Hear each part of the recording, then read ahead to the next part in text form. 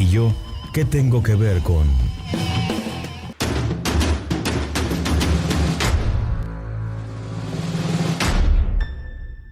Bienvenidos a una emisión más del programa de radio Yo ¿Qué tengo que ver con?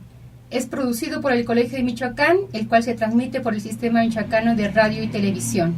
El día de hoy abordaremos el tema Defensa del territorio de los pueblos indígenas, visiones desde Guatemala, y contamos con dos invitados especiales. Francisca Gómez Grijalva, ella es magia quiché, comunicadora, investigadora social y feminista decolonial. Bienvenida, Francisca. Muchas gracias, Carmen. Y también contamos con Santiago Bastos Amigo, que aparte que así es su apellido, realmente es un gran amigo de ya varios años. Le hace honor al apellido. Le hace honor al apellido. Él es profesor investigador del CIESAS Occidente y también, bueno, sus temas de investigación son los movimientos sociales, en particular del movimiento indígena en Guatemala y México. Bienvenido, Santiago. Estamos muy contentos de tenerlos por acá. Muchas gracias, Carmen. Bueno, pues empecemos a platicar sobre estas temáticas que pues aquejan hoy no solamente a México, sino toda América Latina, y en particular nos gustaría que hoy nos pudiéramos conversar lo que está sucediendo en Guatemala. También, bueno, el objetivo de invitar a Francisca es que nos pueda también compartir pues cuál ha sido la participación de las mujeres en la defensa de los territorios de los pueblos indígenas, y bueno, siendo tú no solamente comunicadora sino también una activista, que nos pudieras contar cómo es que iniciaste en estos procesos de lucha.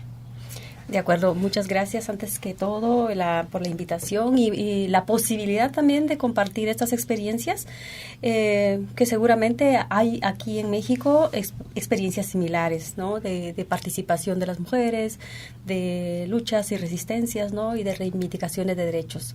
Yo inicié, bueno, en realidad yo vengo de una familia maya, quiché, rural.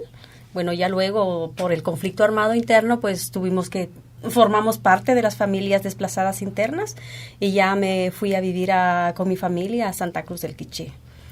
Posteriormente hice ya mi formación en el nivel diversificado y es donde surge en mí la necesidad de ver la parte social, de formarme y como viendo en retrospectiva la comunidad donde crecí y todo lo que supuso el conflicto armado interno, que en ese tiempo ni siquiera se hablaba todavía de la firma y negociación de la paz, porque era finales de los 80.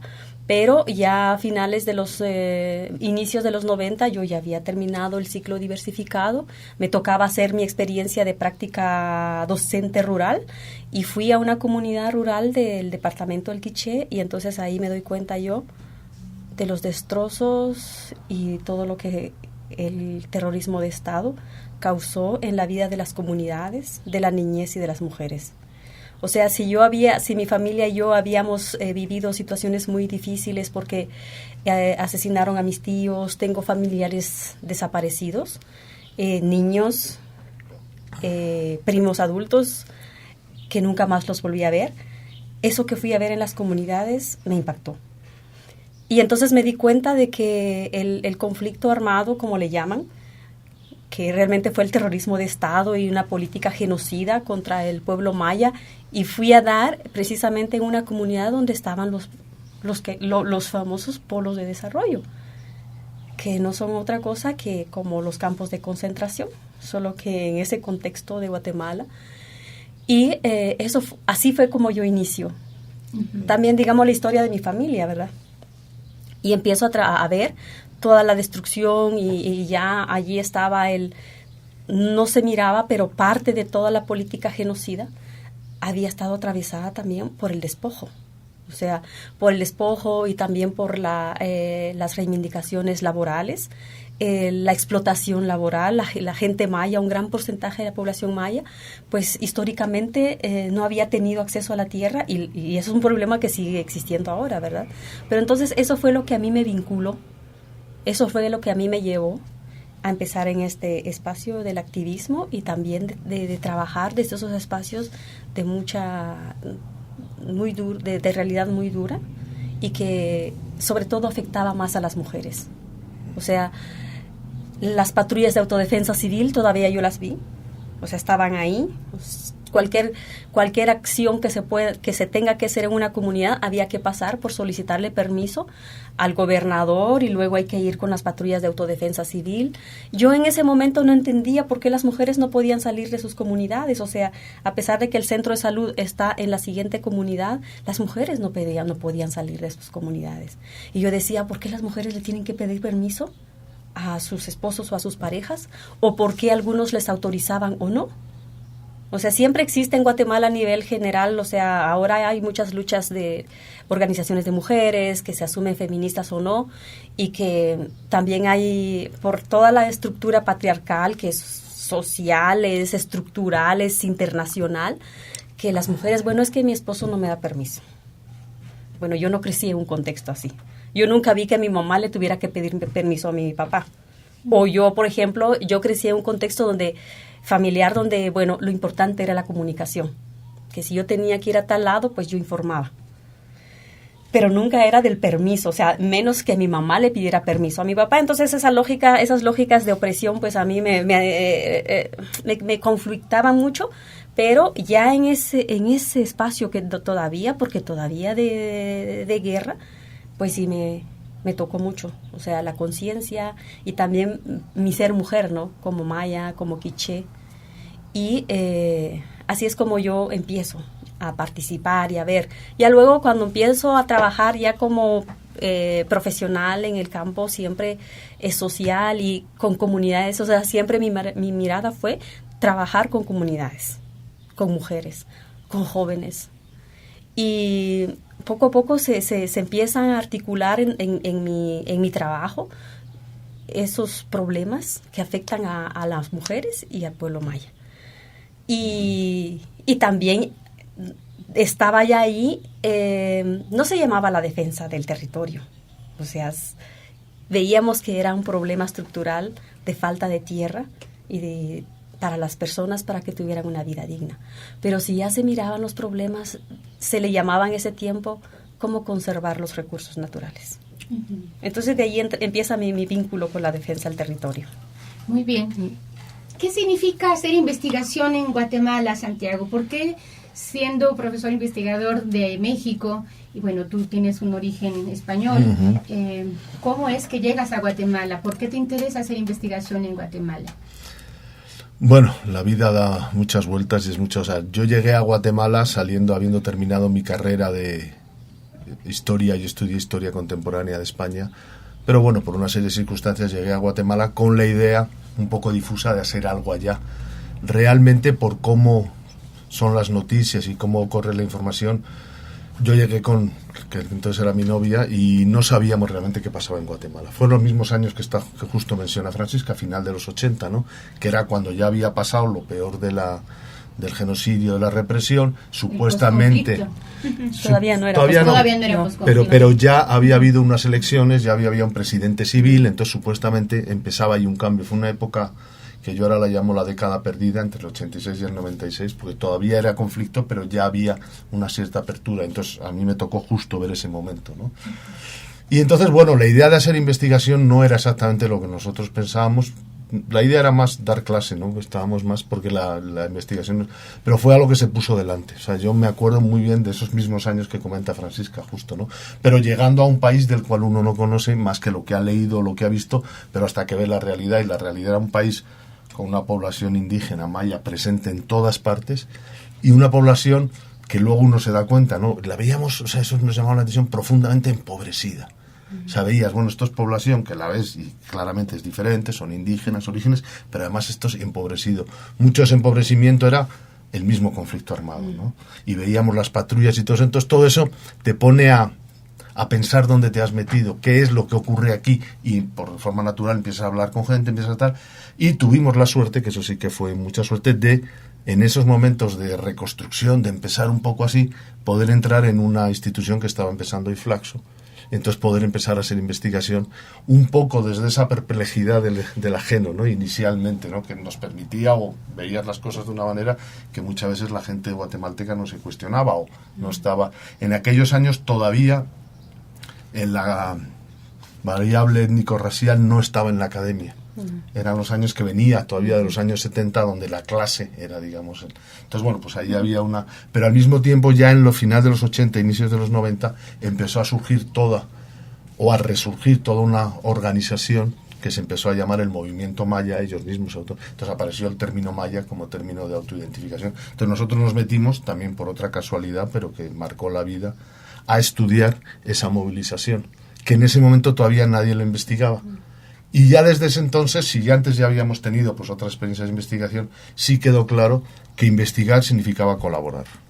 O sea, tú no podías ser un testigo inocuo de lo que estaba pasando, porque estabas metido en una dinámica. O sea, todo esto fue ya al cabo de 4 años o 5 de estar allí. Entonces veías cómo era la dinámica y tenías que participar, ¿no? Entonces, ¿cómo hacer eso desde el trabajo de investigación? Esa realidad interpela, digamos, Totalmente, ¿no? claro. Y entonces decir, bueno, entonces nosotros ¿qué podemos aportar? Pues el hecho de ser extranjeros te daba una cierta margen, ¿no?, de visibilidad y tal. Pues cuando nosotros estábamos estudiando el movimiento maya en el año 91-92, que fue la primera investigación así que se hizo, le hicieron llegar a la embajada española una notificación de quién eran esos señores que estaban ahí preguntando. Bueno, señores, éramos patojos entonces. Pero quién eran esos muchachos que andaban preguntando tanto a los indios, ¿no? Por ejemplo. Pero bueno, como éramos extranjeros, teníamos la embajada, que bueno, nunca hizo nada, y trabajamos en una institución académica que era Flaxo. Eso te daba cierto margen, cobertura y te permitía hablar, bueno, también como se hablaba en aquellas épocas, ¿no? Que tú decías las cosas para quien entendiera y quien no supiera. Pero bueno, el caso es que ahí fuimos, y lo que sí quiero destacar es eso. O sea, yo creo que en comparación con la Academia Mexicana, que es toda una academia muy asentada y muy institucionalizada, la Academia de Guatemala está muy politizada. O sea, está muy metida en la dinámica, ¿no?, por las propias historias de los años 70 y los efectos después de la guerra y todo. Pues es una academia en la cual está muy presente todo lo que es la participación y todo. Entonces eso no llamaba la atención, quizá como aquí en México hay veces que sí te cuestionan más, ¿no? Allí forma parte del ser. Hay un sector...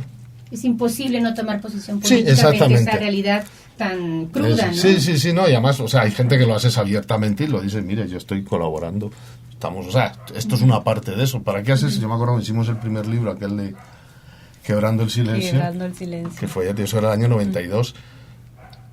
El objetivo era decir, bueno, nosotros queremos dar voz a esta gente que se está organizando porque está saliendo de la miseria y de la muerte. Entonces, el objetivo era eso.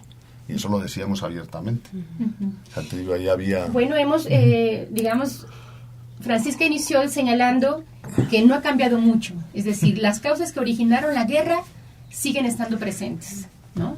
Hubo un saldo, una guerra que duró cerca de 4 décadas, Francisca.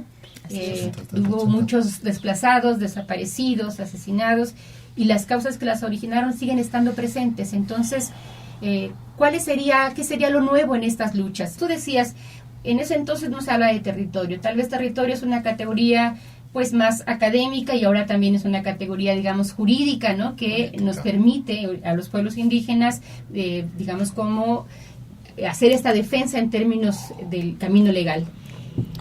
¿Qué significa territorio?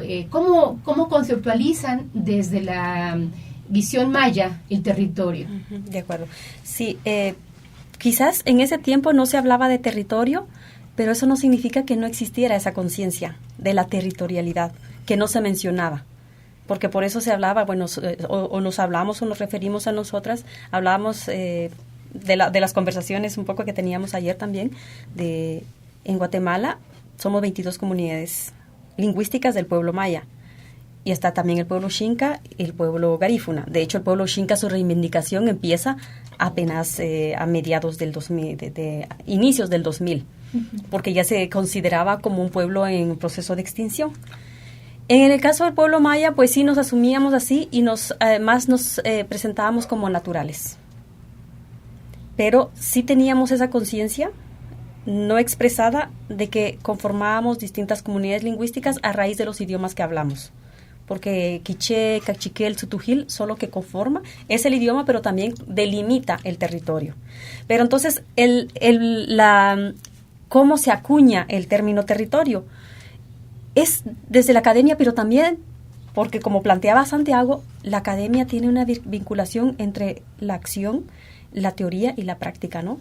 Entonces, no puedes desvincular. Entonces, es la misma gente, son las mismas comunidades que empezamos a posicionar el término territorio frente a solo la necesidad del acceso a la tierra. ¿Y por qué el territorio? Porque empieza la nueva etapa brutal, violenta del extractivismo neoliberal, y que te plantea, digamos, los grandes proyectos extractivos con el aval del Estado, sin cumplir con los requerimientos ni técnicos ni jurídicos, y menos la obligación del Estado de consultar a los pueblos indígenas en Guatemala, porque no solo el Estado ha ratificado esta normativa nacional e internacional en ese campo, sino también como un resultado de la negociación de los acuerdos de paz está el acuerdo sobre identidad y derechos de los pueblos indígenas, que es un acuerdo político, que ayer hablábamos también, que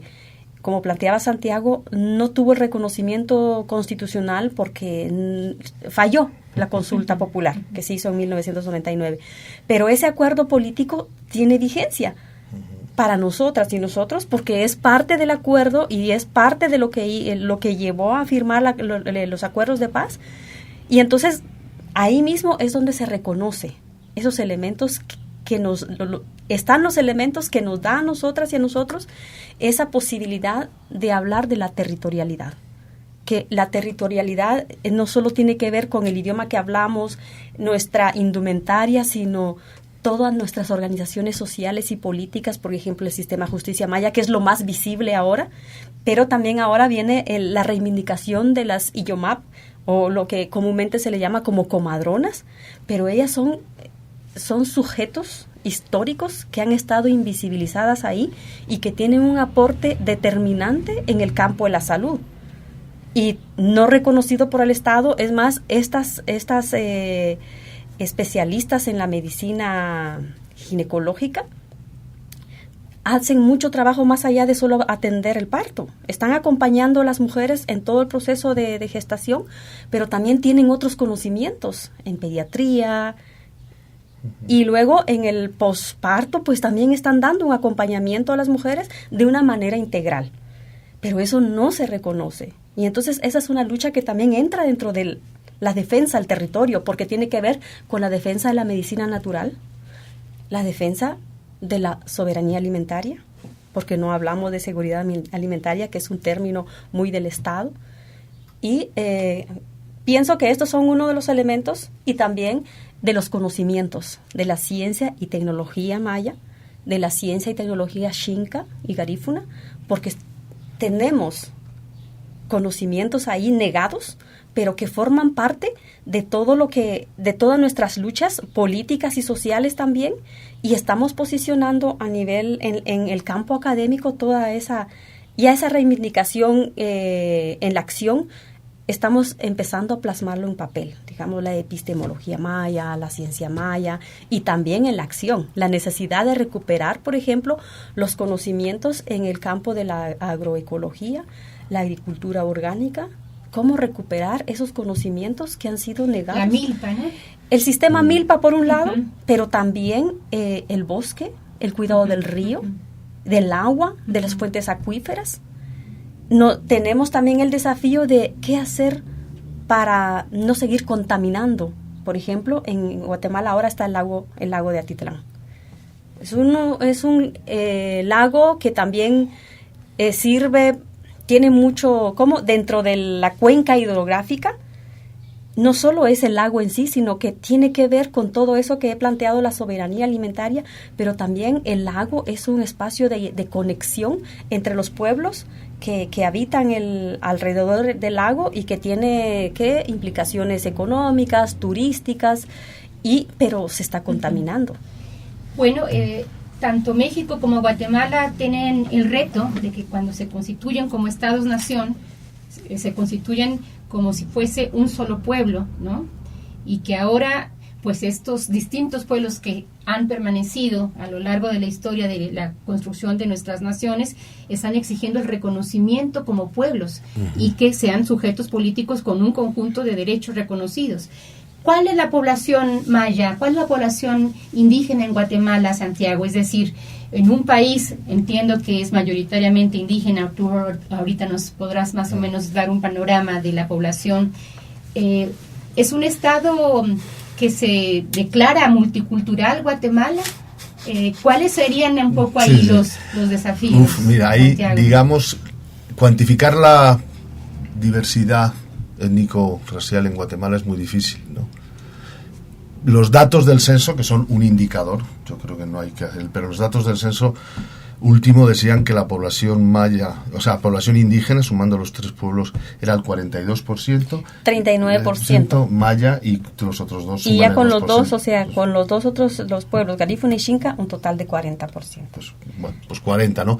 Ese mismo dato viene desde los años 80. O sea, tú ves los censos de los años 80, el problema es que los censos desde los años 80 no son confiables. Se calcula que un 15% de la población no ha sido censada en el año 81, que era plena ofensiva militar, pero tampoco en el año 2001, que estábamos en paz y no pasaba nada, pero no lo censaron, y ahora el último que han hecho el año pasado tampoco. Y no tenemos los resultados. Entonces, y no saben, o sea que no hay datos confiables. Lo que se maneja, yo calculo, yo siempre digo alrededor de la mitad. 50. 60, 40, Sí. 50. ¿Por qué? Porque también las fronteras étnicas hay un sector urbano, Chimaltenango, San Marcos, tal, que no está claro. O sea, es algo que hay que hacer mucho. Pero bueno, pongamos que es un país donde por lo menos la mitad de la población se autorreconoce indígena. Y eso ya lo marca dentro de América Latina y lo diferencia mucho de México. Claro. Donde no es entonces el problema indígena, no es algo que pueda ser tenido en cuenta, no, sino es algo que marca el país y marca continuamente todo, ¿no? Entonces, digamos, eso hizo que cuando se entró a las conversaciones del proceso de paz, los actores que estaban en la negociación, que eran supuestamente gobierno y ejército y guerrilla, metieron el tema por la presión de los mismos pueblos indígenas que ya llevaban ahí, de que, bueno, hay que resolver el problema indígena, y entonces tiene que ser reconociendo. Tú piensas que el proceso de paz se da en Guatemala en la primera mitad de los 90, que es justo cuando está todo el constitucionalismo multiculturalista, ¿no? O sea, todos los procesos de reconocimiento, todos los países. Entonces, se mete el tema de una manera difícil. Ninguno de los dos actores comprendían el tema, pero al final, pues con la presión de las organizaciones mayas, estas que hablábamos antes, que ya estaban presentes, estaban presionando, y de la comunidad internacional, también se logra el acuerdo que decía Francisca, del acuerdo de identidad de pueblos indígenas, que en su momento, yo ahora lo veo cuando apareció y dijo, se ha llegado a este acuerdo, sorprendió a todo el mundo. ¿Y qué contenían esos acuerdos? ¿Reconocen derecho, por ejemplo, del territorio? No. Era, ya digo, sorprendía mucho porque usaba el lenguaje de la multiculturalidad, que no era el lenguaje que usaba el Estado de Guatemala en el año 95. Entonces parecía que era muy moderno. Pero realmente, sí, era muy avanzado, pero realmente reconocía la existencia de los pueblos, reconocía el origen, o sea, la situación multicultural del Estado, reconocía la discriminación, pero a la hora de aplicar derechos, aplicaba derechos culturales, no aplicaba derechos políticos, y el territorio ni lo tocaba. Bueno, eso lo compartimos aquí. Aquí México ha tenido, digamos, podremos reconocer una gran producción legislativa en materia indígena, de reconocimiento de derechos, pero si hacemos un análisis de estas reformas que se dieron no solamente en la Constitución Federal, sino en la Constitución de varios estados, podremos ver que es casi como un guión en donde solo se reconocen derechos culturales que le acomodan muy bien al Estado, que le acomodan muy bien a las élites económicas, ¿no? Porque son rentables, el derecho a la vestimenta, el derecho a la lengua, etcétera, etcétera, que además se convierten en mercancías totalmente. Y en Guatemala tuvo una parte más, creo que es importante para ver qué pasó después, que es que al reconocer, sí reconoció a, digamos, el movimiento maya como el interlocutor, cuando con Magua y todo esto, y las comisiones paritarias. Entonces eso hizo que prácticamente en todo el Estado, que tú lo decías ayer, se abrieran oficinas en cada dependencia, que eran la oficina multicultural y de género, o la oficina intercultural, o la oficina de pueblos indígenas o tal. Pero entonces era lo que allí se llamaban las ventanillas. En cada dependencia, Policía Nacional tenía su dependencia. Ministerio de Cultura era una dependencia multicultural en sí. Pero entonces como que se desagregó. En vez de haber una política étnica, había pequeñas políticas étnicas. Y una mirada integral. Que cruzara de manera transversal, ¿no? Exactamente. Eso es lo que nunca hubo. Porque con la trampa de que había otro acuerdo que se llamaba Acuerdo Socioeconómico, y situación agraria. Las cuestiones agrarias y económicas estaban aquí, y como había otro acuerdo que era derechos humanos y víctimas del conflicto, eso estaba aquí, pero nunca se vincularon todos. Así es. Entonces con eso se desarrolló, y durante 3 gobiernos, durante una década por lo menos, hubo un Estado supuestamente multicultural, porque tenía funcionarios, reconocía, aunque no había salido en la Constitución, reconocía eso, pero eran todo políticas cosméticas. Nosotros llamamos el multiculturalismo cosmético, o sea, de limpiar la cara al Estado. Y es totalmente neoliberal, ¿no? ¿Y eso qué pasó? Cuando ya en el año 2000-2004 entra de lleno todo el extractivismo, toda esa mascarilla multicultural la dejaron de lado y no les importó nada, y entonces las organizaciones que habían quedado desmovilizadas por toda esta vinculación al Estado tuvieron que reinventarse para enfrentarse a las... Y de hecho muchas de la gente que era importante en los 90 desapareció del mapa, ¿no? Y fueron otras en cambio las que, nuevos actores comunitarios los que entraron ahí. Bueno, pues desafortunadamente se nos ha terminado el tiempo, dejamos muchas cosas en el tintero, realmente ha sido un placer conversar con ustedes, y les pediríamos en un minuto alguna reflexión final que quieran compartir con los radioescuchas. Bien, como reflexión final en un minuto, pues es bastante... Sí. Vamos a hacer el esfuerzo, pero yo pienso que a nivel global y en el continente de Abya-Yala, o sea, América, tenemos el desafío realmente de apostar por, desde nosotras y nosotros como sujetos y sujetas sociales, y también como sujetos históricos, en este caso, yo como mujer y como integrante del pueblo maya en Guatemala, de cómo realmente darle vida a esa normativa internacional. Tiene sus fallas, por supuesto, que las tiene, pero cómo nosotros nos apropiamos de ella, y cómo también podemos vincularlo también con toda nuestra memoria histórica, o sea, porque considero que lo que necesitamos es también recuperar la memoria histórica de todo lo que ha pasado, porque eso nos puede servir, ahí sí, pensando en un concepto desde el pensamiento maya, la mirada del Tzikín, ¿verdad? Esa mirada estratégica que nos invita a ver el pasado para proyectar el futuro. No el futuro como la modernidad nos presenta, sino vivir el presente para ir planteando las estrategias, los mecanismos que necesitamos como ciudadanos y ciudadanas, como pueblos, y esa necesidad de la articulación, porque tenemos especificidades, pero también tenemos necesidades y problemáticas en común. Y una problemática en común que tenemos ahora mismo es el agotamiento de la tierra, de los bienes naturales. Santiago. Pues yo, escuchando a Francisca y pensando más acá en México, ¿no? Yo sí le diría, en general, si me permiten, ¿no? Como un extranjero nacionalizado, como alguien que lleva aquí ya bastantes años, ¿no? Pero invitar a los mexicanos a ver a los pueblos indígenas de México y los del resto de América Latina, más allá de esa dicotomía que tenemos en la cabeza, decir, o te haces como yo o vas a seguir siendo... o sea, no te incorporo, ¿no? Pensar que hay que incorporar a los pueblos indígenas dentro de toda la sociedad mexicana, pero incorporándolos desde su respeto a sus diferencias, ¿no? Esto lleva a algo tan complejo como pensar en un Estado en que la nación no es eso que nos han enseñado, que hay que repensar la nación de México, y eso es muy difícil en México porque hay un fuerte sentimiento nacionalista, pero yo creo que se puede, y de hecho se está avanzando hacia ello, ¿no?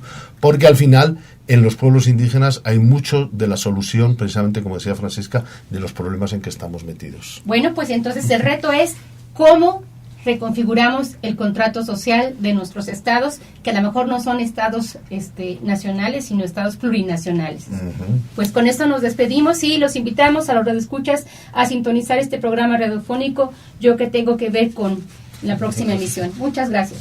El Consejo Nacional de Ciencia y Tecnología y el Colegio de Michoacán presentaron la serie ¿Y yo qué tengo que ver con?